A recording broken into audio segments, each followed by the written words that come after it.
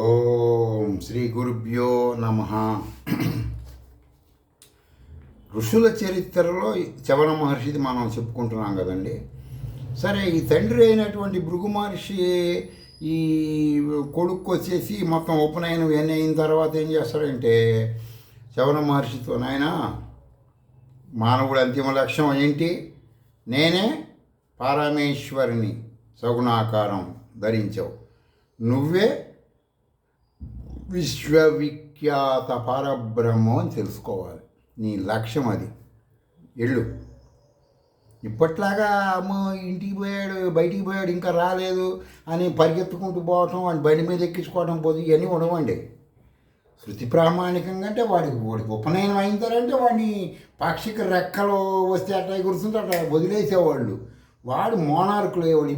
ఇప్పుడు పెళ్ళి అయిన తర్వాత కొంతమంది ఈ గదుల్లో ఉండి ఏం చేయాలి, లోపలికి వెళ్ళి అని అడుగుతున్నారండి. అంటే అంత చేటు టెక్నాలజీ చూపించకపోతే సంగతి, చూసిన తర్వాత ఆ టెక్నాలజీలో ఉండే ప్రకారం అతి గందరగోళంగా ఉంటుంది. ఇవన్నీ ఎందుకంటే అసహ్యంకరంగానే చిన్న వయసులోనే తపస్సుకు వెళ్ళిపోతాడు చవన మహర్షి. ఎక్కడికి వెళ్తాడండి చిన్న వయసులోనే తపస్సుకి? అంటే ఇప్పట్లాగా మనం కాంక్రీట్ జంగిల్లో లేరు కదా వాళ్ళు. వైడూర్య పర్వతం అనబడేది ఎక్కడో ఉన్నది. ఆ పర్వత ప్రాంతానికి వెళ్ళి నారీ సర్పి, ఇప్పుడు నేనేం చెప్తున్నానంటే నారీ సర్పి అనబడే ఒక కంట్రీ ఫిలిప్స్లో నారీ సర్పి అంటారు. ఫిలిప్స్ అనే దేశంలో అక్కడ దాని రాజధాని, ఫిలిప్స్ రాజధాని దావోస్ దగ్గరలో మౌంట్ ఆపో అనబడే పర్వతం అయి ఉండొచ్చు అని నా అనుమానం. ఎందుకంటే ఈ పేరే ఆ వైడూర్య పర్వతానికి దగ్గర పోలికలు ఉంటాయి. చవన మహర్షి తపస్సు అంటే ఆనాడు వచ్చేసి అఖండ భారతం అంటారు. ఇప్పట్లో దేశాలు లేవు, ఉన్నది ఒకటే ఒక దేశం, ఆర్యావర్తం. అదే ఋషులు పరిపాలించారు. అంటే వాళ్ళు కాదు, మనుషుల్ని పెట్టి ధర్మ పరిరక్షణ కోసం. ఇంక అది వేరే విషయంలేండి. ఈ బ్రిటిష్ వాళ్ళు వచ్చి ఏం చేశారంటే ఎట్టయినా సరే మా మతము మా నాగరికత ఇవన్నీ చేయాలని మొత్తం పుస్తకాలలో కూడా మార్చేశారండి. మార్చేసరికి అందరూ చదువుకొని వాళ్ళట్లా వీళ్ళు ఇట్లా అనుకోవటం. వాళ్ళంతా బ్రిటిష్ వాళ్ళు వలసవాద మతం, వలసవాద అటువంటి చదువుల వల్ల భ్రష్టు పట్టిపోయి ప్రజలు పరబ్రహ్మం తెలుసుకోలేకపోతున్నారు. సరేనండి, సరే. ఇటువంటి వైడూర్య పర్వతం అనేది ఇది ఋషుల చరిత్రలో నేను చెప్పేది వైడూర్య పర్వతం వెళ్ళాడని ఉంటుంది. కానీ ఫిలిప్స్ రాజధాని దావోస్ దగ్గర మౌంట్ ఆపో అనే పర్వతం అని మటుకు చరిత్రలో ఉండదు, నా అభిప్రాయం. అర్థమైందండి? దీన్ని మీరు ప్రామాణికంగా తీసుకోవాల్సిన అవసరం లేదు. ఆయన తపస్సుకి వెళ్ళిన పేరు వైడూర్య పర్వతం అని హిస్టరీలో ఉంటుంది. ఆ పర్వతం మీద కొన్ని వేల సంవత్సరాలు, వేల సంవత్సరాలు అంటే ఏంటనుకుంటున్నారు? ఆలోచించండి ఒకసారి. ఇప్పుడు ఆయుష్లాగా కాదు. ఇప్పుడు మీరు అనుకుంటున్నారు అన్ని సంవత్సరాలు, వేల సంవత్సరాలు ఎట్ట బతికారా ఏంటి అంటే, ఇప్పుడు నువ్వు మనిషివి, నువ్వు 100 ఏళ్ళు బతుకుతున్నావు. తాబేలు 200 సంవత్సరాలు, 300 సంవత్సరాలు, కుక్క 10 ఏళ్ళు, ఆవు 20 ఏళ్ళు, ఇలా ఎవరి ఆయుష్ వాళ్ళకు ఉంటుంది. ఇప్పుడు నీ ఆయుష్ ప్రాచీన కాలంలో వాడెవడో చెప్పాడు, వలసవాదోడు లేకపోతే నాస్తికుడు చెప్పినట్టు సైన్స్ డెవలప్ అయిపోతే గుట్టలు తెచ్చేవాళ్ళని. ఇప్పుడు వాడు చెప్పినవన్నీ కొన్ని సగం వాస్తవాలు ఉంటాయి. నువ్వు స్వానుభవంగా తెలుసుకున్నదే సత్యం అన్నమాట. ఎవరు చెప్పింది కూడా సత్యం కాదు, నేను చెప్పింది కూడా సత్యం కాదే. శృతులు ప్రామాణికమే సత్యం అన్నమాట. అప్పుడు ఆయుష్ అఖండం కాబట్టి కర్మలు క్రియలను బట్టి సత్యయుగమని జనం తక్కువ. ఇప్పుడు ఒక కుటుంబంలో 1,00,000 మంది ఉంటే, కుటుంబం 1,00,000 మంది అంటే అదేనండి. 1,00,000 మంది ఎట్టుంటారని అంటే, నీ ముత్తాత దగ్గరికి వెళ్ళావు అనుకో, నువ్వు అక్కడి నుంచి ఇప్పుడు నీ దగ్గరికి వచ్చావు అనుకో, వాడి పిల్లలు, ఆడ మగ పిల్ల గొడ్డు గోద మొత్తం లెక్కేస్తే 1,00,000 మంది ఉంటారనమాట. ఆ 1,00,000 మందికి సంబంధించినటువంటి ఆయుష్ ఒక్క మనిషికి ఎంత ఉంటుందో అంత ఆయుష్ ఒక మనిషి, ఆ 100ది కలిపి అంత ఆయుష్గా భావించుకోవాలి. అంటే మీకు అలంకారం, మీకు క్లారిటీ కోసం, లెక్క తెలియటం కోసం, ఇదే సబ్జెక్టు. 1,00,000 మందికి ఇప్పుడు ఉన్న ఆయుష్ ఆనాడు ఒక మనిషికి ఉండేదా అంటే వాడు అంత చేటు బ్రహ్మచారి అంటే మీరు అందరూ సరే. మీకు నేను ఇప్పుడు కొన్ని చెప్తూ ఉంటాను, మీరు గెస్సింగ్ చేయండి నెట్లోకి వెళ్ళి. ఈ బాల్యావస్థ నుంచి వృద్ధుడు అయిపోయాడు ఎవరండి? చవన మహర్షి తపస్సు చేసుకుంటున్నాడు కదా. బాల్యం నుంచి వృద్ధుడు దాకా అయిపోయాడు, అప్పుడు 1000 సంవత్సరాలు గడిచిపోయినాయి. తపస్సులో ఈ కారణ జన్ముడికి బాహ్య స్మృతి లేదు. అదేంటంటే ఏమంటే ఇప్పట్లో అది బాహ్య స్మృతి అంటే ఇప్పుడు కొన్ని చెట్లు ఉన్నాయి, రోజేమి అన్నం కంచాలు టిఫిన్ చేయటం, అన్నాలు తినటం, బజ్జీలు తినవు కదా. అంటే మానవుడు కూడా ఆనాటి కాలంలో, ఇప్పుడు ఋషుల కాలంలో, ఇప్పుడు కొంతమంది ఇప్పటికీ హిమాలయ పర్వతాల్లో 1000 సంవత్సరాల నుంచి ఉన్నవాళ్ళు ఉన్నారు కదా, వాళ్ళు ఏం తింటున్నారు? ఆకులు తింటుంటారు. అట్లాగే ఈ బాహ్య స్మృతులు లేడి చవణ మహర్షి మంచి టాప్ హిస్టరీ, కారణజన్ముడు కదా, అట్టి స్థితిలో తపస్సులో ఉండిపోతాడు. ఈ పర్వత ప్రాంతం దగ్గరలో ఒక రాజ్యం ఉంటుంది. ఆ రాజుగారు సతీ సమేతముగా సర్వ సైన్యముతో ఈ పర్వతం మీదకి వేటకు వస్తాడు. వాళ్ళు చెబుతుంటారు కదా, ఏమంటే పాములు పురుగులు వస్తున్నాయని మనం చూస్తున్నాం అని చుట్టుపక్కల వాళ్ళు విలేజెస్ వాళ్ళు చెబుతుంటే రాజుగారు మొత్తాన్ని వేసుకొని వస్తాడు అన్నమాట. ఈ పర్వతం వద్ద సరస్సులు, అడవులు అన్నీ ఉంటాయి. ఈ రాజుగారి పిల్లలు, ముఖ్యంగా ఆడపిల్లలు, రాజుగారికి చాలామంది సంతానం ఉంటారండి. ప్రజల సొమ్ము కదండి, రాజకీయ నాయకులు తినేది ప్రజల సొమ్ము కదా. ఒక్కడికి 10 మంది పెళ్ళిళ్ళు చేసుకున్న వాళ్ళు కూడా ఉంటారు అన్నమాట. ఇందులో ఒక అమ్మాయి, ఒక కూతురు సుకన్య అని ఉంటుంది. చాలా చలాకి, మంచి షార్ప్గా ఉంటుంది, మంచి యంగ్ లేడీ అన్నమాట, మంచి బ్యూటిఫుల్ గ్లామర్. చెలికత్తలతో ఆడుకుంటే ఏం చేస్తుందంటే పాము పుట్ట దగ్గరికి వస్తుంది. పెద్ద పాము పుట్టలు అడవుల్లో ఉంటే చూసే ఉంటారుగా మీరు, అలాంటి పుట్ట దగ్గరికి వస్తుంది. ఈ మహర్షి అందులో ఉంటాడు. ఆయనకు తెలియకుండా ఆయన పైన పాములు పుట్టలు కట్టేసుకున్నాయి అన్నమాట.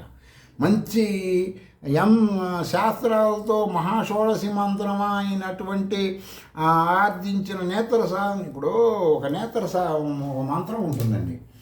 ఆ మంత్రం చేస్తూ సగం కళ్ళు తెరిచి సగం మూసి చేస్తుంటారు. అది చేస్తుంటే కొన్నాళ్ళకి ఏమవుతుందంటే కొన్ని లక్షలు దాటిన తర్వాత మానవుడి బాడీలో కరెంట్ ఉంటుంది. మీరు నెట్లోకి వెళ్ళి చెక్ చేసుకోండి, కరెంట్ ఉంటుంది. ఆ కరెంట్ మొత్తం కళ్ళలోకి వచ్చేస్తుంది.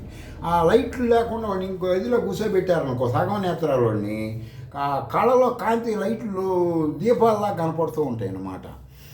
ఈయన ఆ స్థితిలో ఉంటాడు ఆ పుట్టలో. సరే, కొన్ని శ్రీ విద్యా గురు పరంపరలో ఈ మంత్ర సాధనని పరబ్రహ్మ జ్ఞానం కోసం తెలియజేస్తూ ఉంటారు. 40% లేక 50% ఈ మంత్రం చేసేవాడు కళ్ళు మూసుకొని సగం సగం తెరిచి చేస్తూ ఉంటాడు. కొన్నాటికి మానవ శరీరంలో కరెంట్ ఉంటుంది కదా, అది మీరు ఆ కరెంటు కళ్ళల్లోకి వచ్చేసరికి ఆ జ్యోతుల్లాగా ఉంటాయి అన్నమాట.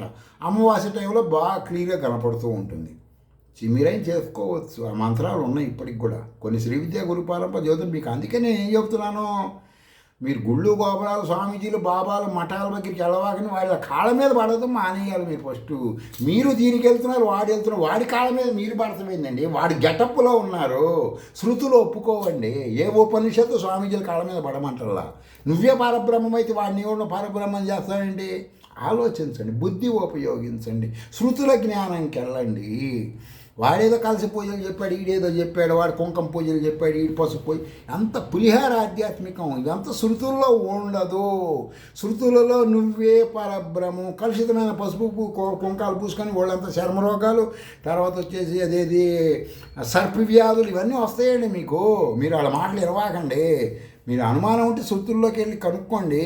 అర్థమైందా? సరే, ఈ యొక్క కళలో కరెంట్ వచ్చే విధంగా ఉంటాడు కదండి ఈ ఋషి గారు.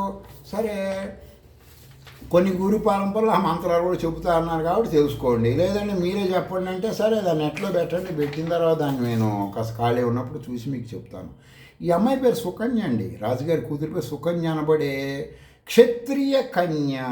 చాలామంది రాజులు అనేక కులాలను చేసిన పలానా కులానికి పలానా పుడతారని ఉంటుంది కదా. ఈ అమ్మాయి రియాలిటీ క్షత్రియ కన్య. చెలికత్తలతో పుట్ట దగ్గరికి వచ్చి చీకటి పడుతుంది అన్నమాట. చీకటి పడే సమయం అయింది. ఆ పుట్ట మీద ఉన్న బెజ్జాల ద్వారా ఆ పుట్టలో 2 కాంతి కిరణములు వెలుగు బయటికి ప్రసరిస్తూ ఉంటుంది. ఇదేదో వింతగా ఉంది, ఏదైనా మిణుకుని పొరుగులు ఏమన్నా పుట్టలో ఇరుక్కున్నాయేమో పొరపాటున. పాపం అమ్మాయి ఆలోచన కరెక్ట్గానే ఉంది.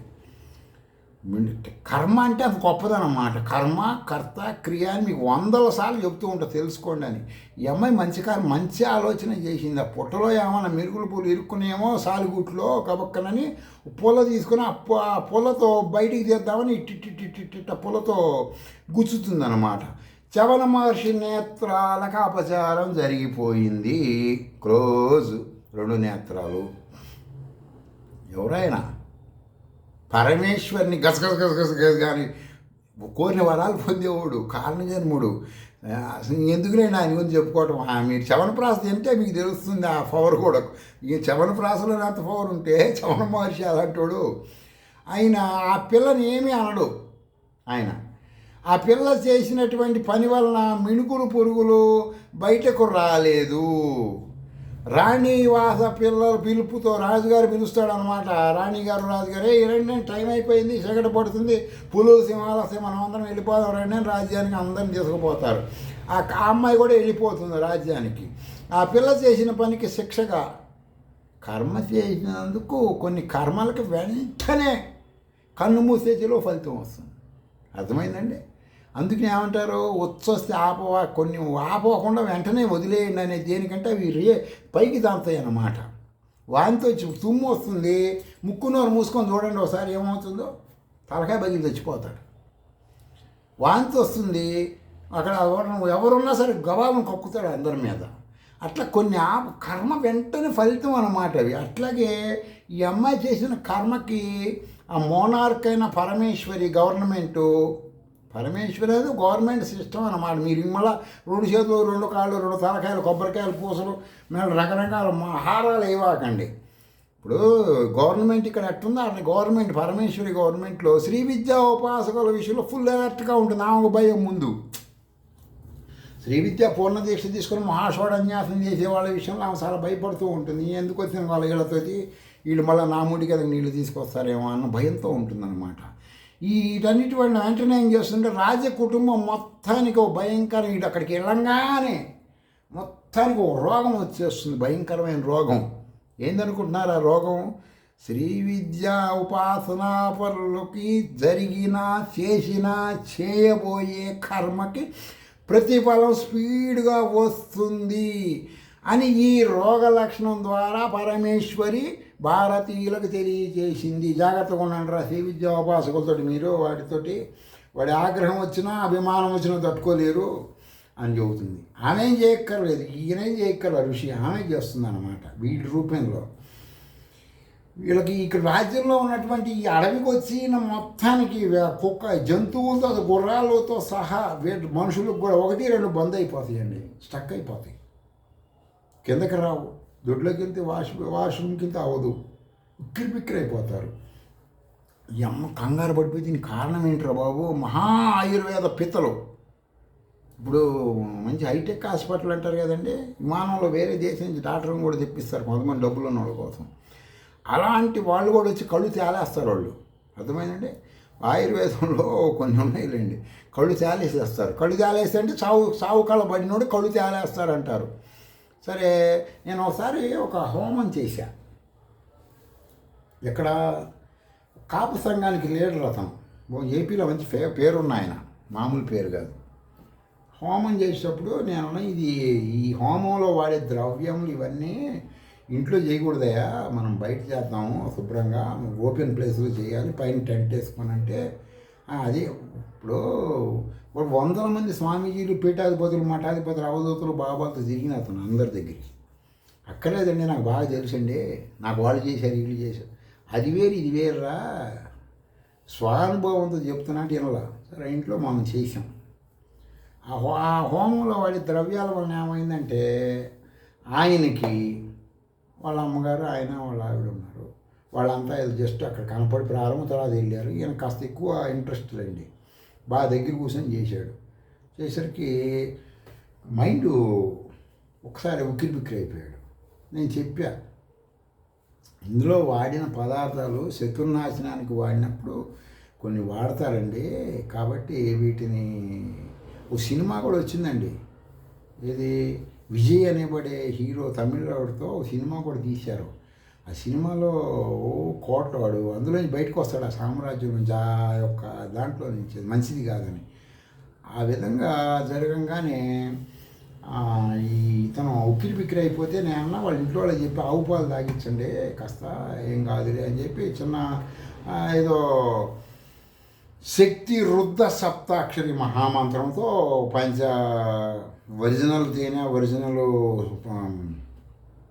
పచ్చకర్పూరం వీటితో ఇచ్చి గ్లాస్ తెచ్చి వస్తే కొద్దిగా తాగిచ్చారు. కానీ కంగారు కదా, తెలియదు కదా పాపం, గబగబా హాస్పిటల్ తీసుకెళ్తే ఆ డాక్టర్ కళ్ళు తేలేసాడండి, ఇది చాలా సీరియస్ కేసు అని చెప్పి గందరగోళం చేశాడు. అప్పుడు వేరే ఇంకో అతను ఫోన్ చేసి, ఏమయ్యా డబ్బులు వేస్ట్ చేసుకుంటున్నారు, నేను చెప్పాను ముందుగానే వింటలేదు, ఇవి కలిపి హోమం చేసి ఎట్టాగా ఉంటుందంటే మనం తినరు గురువు గారు, ఏం చేస్తాం లేండి అన్నాడు. చివరికి కాళ్ళు చేతులు కట్టేసి వైద్యం చేశారు, సిలిండర్ పెట్టారంట. తెల్లవారుజామున ఈ మొత్తం ఈ హోమంలోకి ఈ వాడిన మొత్తం పోయిన తర్వాత అతను కట్లు ఇప్ప తీసుకుని ఇంటికి వచ్చేసాడు, నా దగ్గరికి వచ్చాడు డైరెక్ట్గా. ఏంటా అని, అందుకే చేయని జనకుండా అప్పటి నుంచి ఈ రోజు వరకు అతను లెసన్గా భావించి నేను ఇలాంటివి చేయటం మానేసి అనమాట, అతను గుర్తుపెట్టుకుని. ఆ విధంగా ఈ ఆయుర్వేద వైద్యులు కళ్ళు తేలేస్తారు. ఇక్కడికి వచ్చి చూసి 1-2 స్టక్ అయిపోగానే ఎన్ని వాడినా పనిచేయదు, వీళ్ళకి 1-2 రావు, ఎన్ని వాడినా కూడా. అర్థమైందండి? తంత్రాలు అంటారు వీటిని, ఆయుర్వేదం. ఇవి వాడే మంత్రం పనిచేస్తుంది అక్కడ. పరమేశ్వరి శాపం అమోఘం అఖండం నోట్లోంచి వెళ్ళింది. శ్రీ విద్యా ఉపాధుడు అంటే మాట్లాడి చవణ మహర్షి అంటే. అప్పుడు ఈ వృద్ధ వైద్యుడు ఏం చేస్తాడంటే, ఏమయ్యా రాజుగారు, ఇప్పుడు మా మొత్తానికి ఏదో సంథింగ్ జరిగింది, మీరు చెప్పట్లేదు, దేన్ని ఏదో చేశారు మీరు, ఏదో ఏ పొట్టలో ఏ పాము పెట్టి గెలిచారో, ఏ పొట్టలో ఏ పాము ఉంది, అది ఇదని డైలాగులు వదులుతాడు అయాచితముగా. అప్పుడు ఎమ్మటే రాజుగారు అందరిని పిలుస్తాడు. అరే మీరు అక్కడికి వెళ్ళి ఏమేమి చేశారా, ఎవరెవరు ఏం చేశారో చెప్పండి రా అంటే, వెంటనే ఈ అమ్మాయి వస్తుంది, రాజుగారి కూతురు వచ్చి, నాన్నగారు నేను పుట్టలో లైట్లు లాగా వెలుగుతున్న పొలతో పొడిచానండి, తర్వాత లైట్లు ఎలగలేదు. అందరూ కలిసి అక్కడికి వెళ్తారు.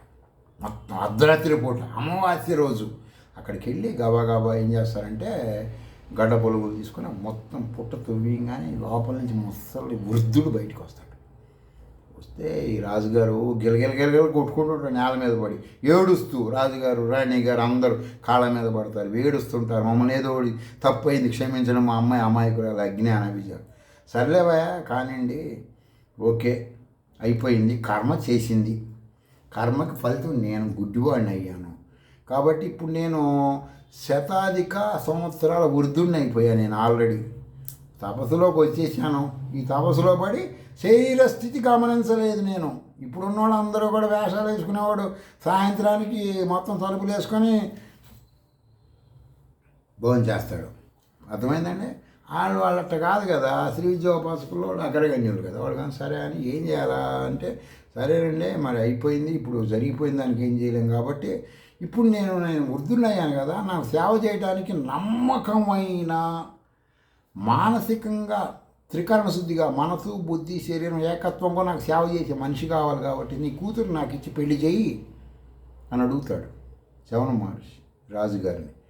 ఈ రాజుగారు గింగిరాలు తిరిగిపోతాడండి, మహాతపస్వి. ఏం చెయ్యాలి ఇప్పుడు నేను? ఈ దెబ్బకు 1-2 స్టక్ అయిపోయింది కదా నాకు. ఈ పట్టు పరుపుల మీద కూర్చునే మా అమ్మాయి జింక పిల్లలాగా, లేడీ పిల్లలాగా చెంగు దూకుతుంది కదా, తిప్పి కొడితే 16 ఏళ్ళు ఉండవు. అర్థమైందండి? ఇప్పుడు ఈయన చూడబోతే ఎవరు, ఇక్కడ దా గడ్డం ఉంది, ఇవన్నీ అంటే ఎవరైనా ఇట్లాగే ఆలోచిస్తారు, గుర్తుపెట్టుకోండి. ఒక్క శ్రీ విద్య మహాషోడన్యాస దీక్షాపరుడికి మాత్రమే ఆయనలో పరబ్రహ్మం కనపడతారు, ఎవరికి కనపడరు. సరే, ఇంకా అప్పుడు ఈ శర్యాతి అనబడే ఈ మహారాజు గిలగిలగిల కొట్టుకుంటూ ఉంటాడు. కొట్టుకొని ఏం చేయాలా అని ఆలోచిస్తూ ఉంటాడు. సర్లేండి, మిగతాది రేపు పూర్తి చేద్దాం, మీ టైం వేస్ట్ ఎందుకు.